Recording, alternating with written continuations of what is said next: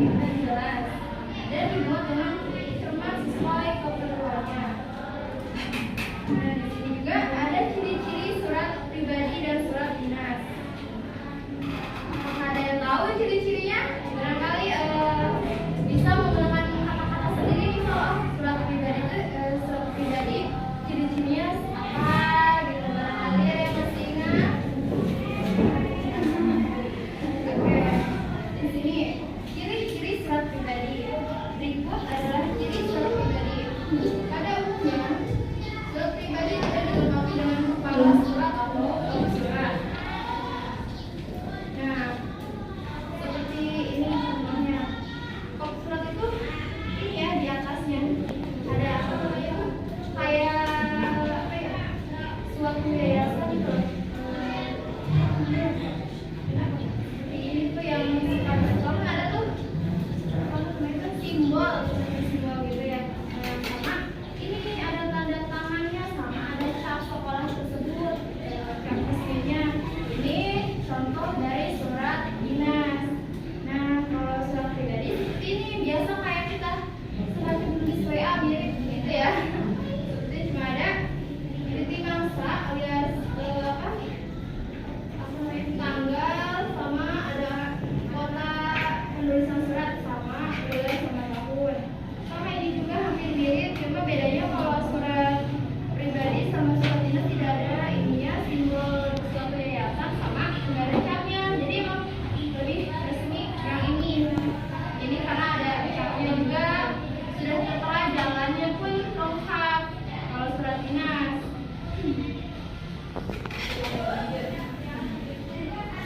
Surat pribadi tidak memiliki nomor surat. Salam terbuka dan penulis dalam surat pribadi sifatnya non formal dan santai. Seperti ini ya. Di sini ada nih contoh surat pribadi. Tadi salam membuka dan penutup dalam surat pribadi sifatnya non formal ataupun santai kayak ini. Apa kabar? Bisa apa kabar santai. Kalau ini langsung kan pada intinya langsung undangan. Kalau surat dinas itu tidak ada nanya kabar ataupun sebagainya. Kalau surat dinas